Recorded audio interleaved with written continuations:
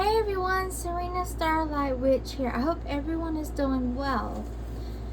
Okay, so today I'm making another quick little video about a topic that I believe is very important. So today I am going to be discussing tarot cards and oracle cards and how to use them in a safe way. If you don't know this already, I have a lot of beef with TikTok. I guess maybe I shouldn't, since I'm an Etsy witch and Etsy has a bad reputation. But TikTok is a lot worse. The amount of scammers and frauds up there is insane, and I plan on making a video about that in itself. But today I want to discuss some misinformation that I have been seeing on TikTok about tarot cards and oracle cards. So, for one, I've been seeing a lot of people do very sloppy, lazy readings and charging for it and not charging for it, which either way is bad because they're not doing the readings correctly and they're giving people inaccurate information. So I want to discuss the safety of using these cards and the importance of not being lazy and doing this stuff all willy-nilly. I saw a video recently of someone, actually it was like a group of girls eating snacks in a circle, doing readings for each other, and they were saying like, oh, it's okay to eat Doritos and pull some cards. Excuse me? So you're telling me that it's okay to get your cards dirty? It's okay to ruin your cards? One of the main important things in this sort of sacred work is cleanness. Being clean when you do spells, being clean when you do your readings, for lots of reasons. Negative energy is drawn to dirtiness. So do you really think you're going to get an accurate reading when your hands are dirty? Full of like covered in Cheeto dust? I mean, be so for real. So I just thought that was laughable. I see people doing readings on the couch, which is also very laughable to me. I mean, just laziness, just silliness. I mean, TikTok is hysterical when it comes to spiritual work. It's just a joke at this point. There are some legit people on there. I don't want to say that everyone up there is not legit, because that's not true, but there's literally like maybe like 5 practitioners on there who are legit, and I've seen like one reader who seems legit on there. I'm going to make a video in itself. I'm going to discuss like the signs and warnings of a fake reader and fake practitioner. Just be careful when you're dealing with TikTok.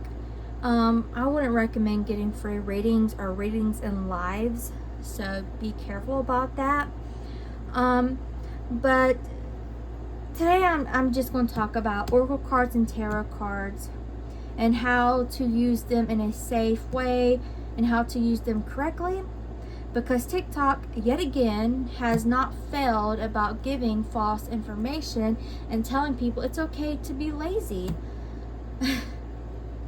Anyway, I'm going to stop fussing about TikTok. So today I'm going to teach you how to do readings in a safe way, in an accurate way, and how to protect your cards. So the first thing you want to do when you get your deck is cleanse it thoroughly.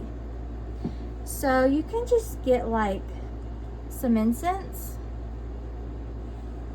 But you want to get incense that is for cleansing. Like what I have today is coconut incense. So you can use coconut, peppermint, rosemary. Dragon's blood is not the greatest for cleansing, but you can use it for that.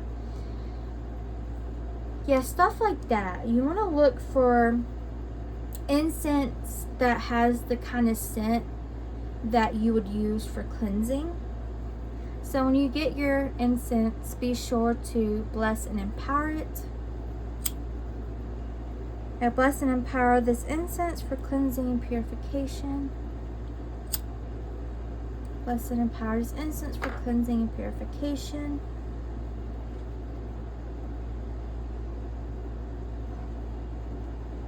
And remember, be safe when working with fire.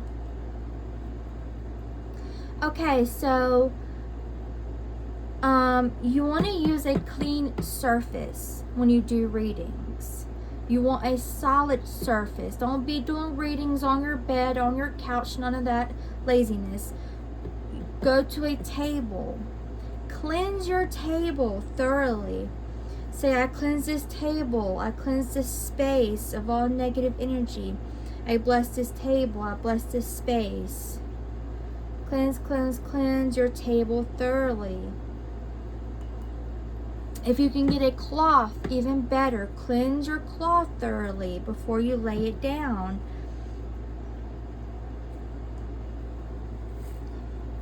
So next, you want to cleanse your carbs. And you want to cleanse your box as well.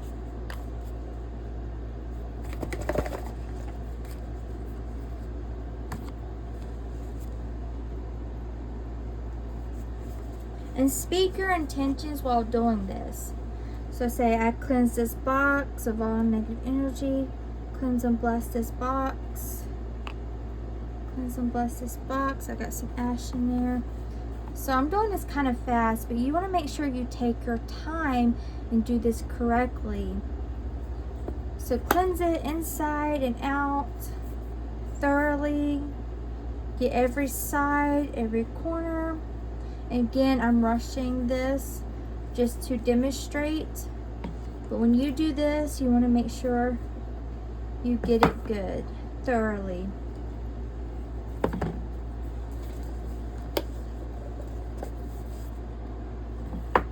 So you want to cleanse everything. The box, the book that it comes with. Cleanse, cleanse, cleanse. Cleanse, cleanse, cleanse, cleanse, cleanse.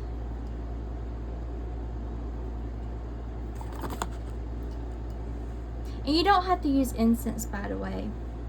You can use like Palo Santo. Just try to avoid things like sage. Next, cleanse your cards. Again, thoroughly. Split them up like in small, like packs. Cleanse, cleanse, cleanse. Again, I'm doing this fast, so you want to make sure you do a better job when you do this. Take your time. Cleanse, cleanse, cleanse. Get all the sides, all the corners. Cleanse, cleanse, cleanse.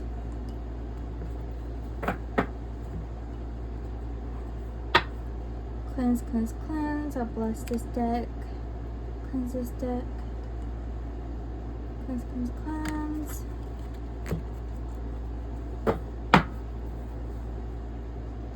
Cleanse, cleanse. I bless and empower this deck. Cleanse, cleanse, cleanse, cleanse, cleanse.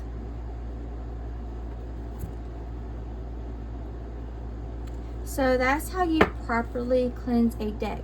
You want to do that before you do a reading and after you do a reading. And you want to do that as soon as you receive your deck.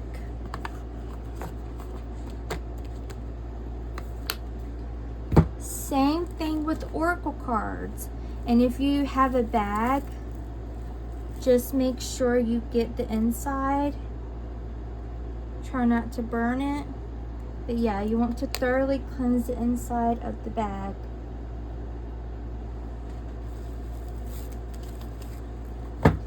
So, another thing I forgot to mention, before you touch your cards, wash your hands thoroughly with warm water and soap. Make sure your hands are clean. You don't want to ruin your deck. You don't want to have crusty, greasy, dirty hands and ruin your deck, because it will ruin your cards. And it's negative energy as well. That's not good for your readings. That's not good for your deck. So wash your hands. Make sure your table's clean. Make sure your cloth is clean. Then cleanse. So clean and then cleanse. Next, don't just willy-nilly start pulling cards. How do I explain this in a fast and easy way? So when you do readings, you have to remember spiritual tools are a portal. They are a gateway to the spiritual world. Cards as well, like especially cards and like Ouija boards, things like that. They are a gateway, okay? Don't just, this isn't a game. This isn't like go fish. This isn't playing cards. This isn't Uno. This is spiritual work. These cards are sacred.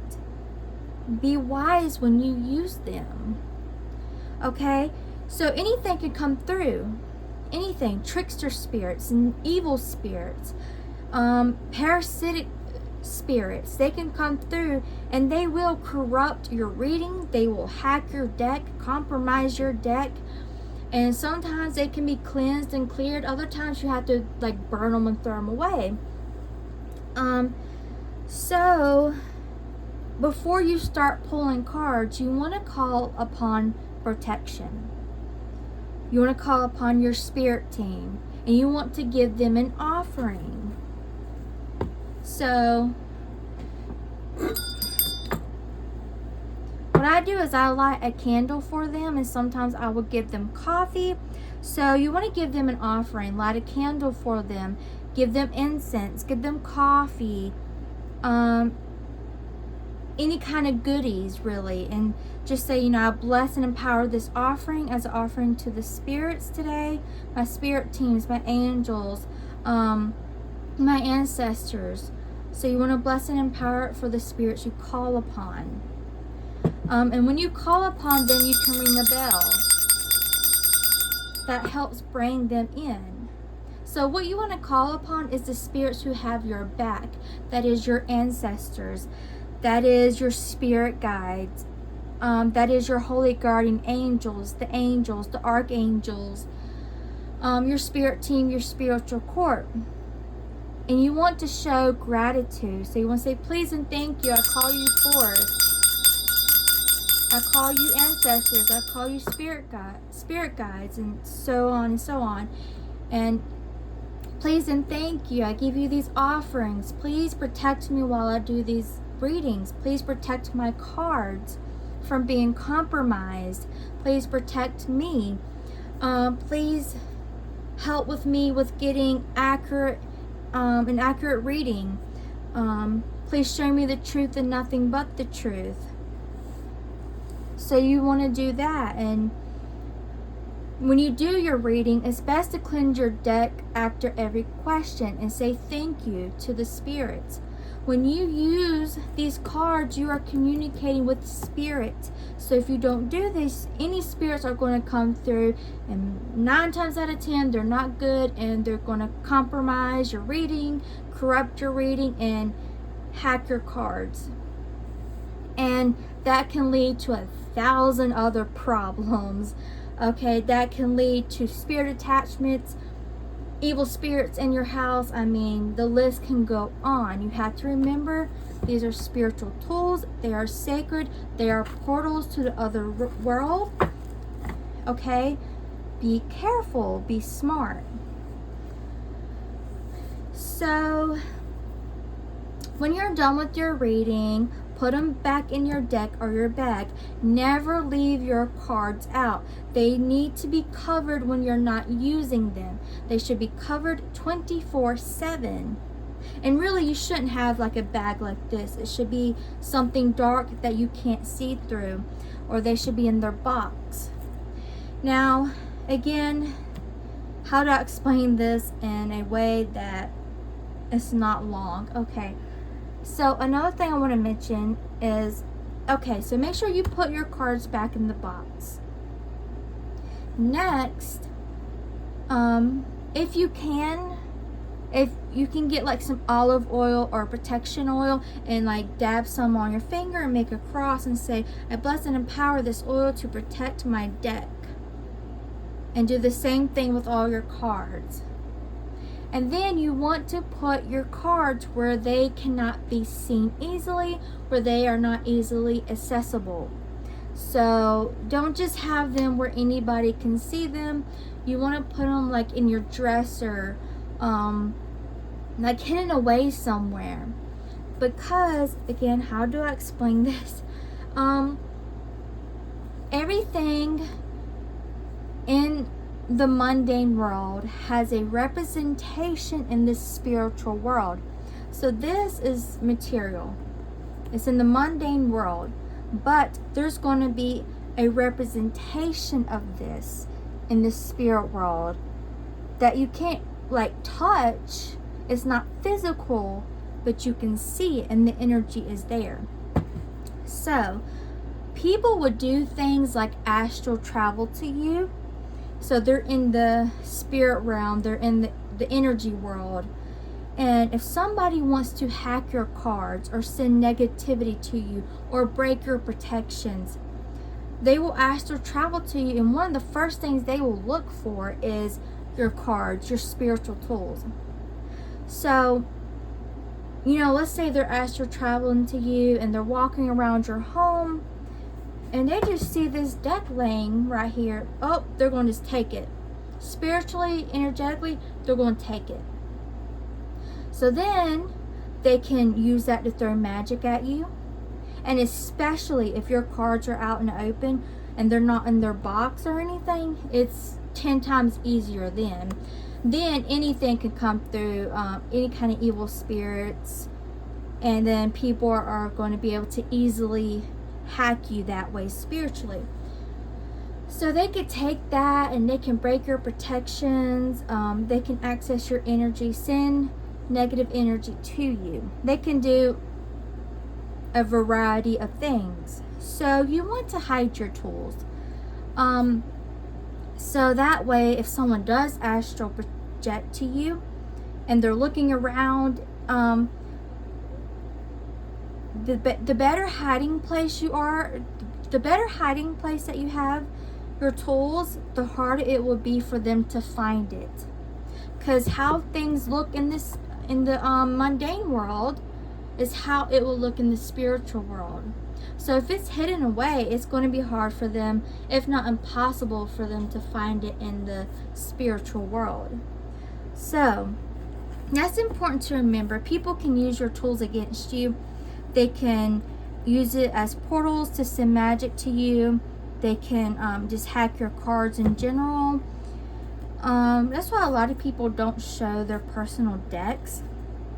Another thing, never, ever, ever, ever give somebody your decks. Ever.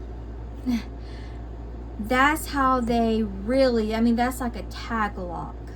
When you use your cards, they fill with your energy. And it's really hard to get the energy out of the cards. You can cleanse it and whatnot, but really it's like a tag lock. So if you give somebody, one of your decks, oracle decks, tarot decks, that's just, it's really accessible to your energy then. They can do anything. And if they're doing readings and they're, opening up to spiritual, negative spiritual energy, your energy is still attached to your cards, so that energy is going to go to you. If they're doing readings on people and your energy is still very much inside those cards, the people who they're doing readings on, they can look back and see who is doing readings on them, and they may think it's you because it's your cards. It was your cards originally. So for lots of reasons, don't give people your cards. If you want to give somebody a deck, just buy them a new deck. Gift it to them. What else?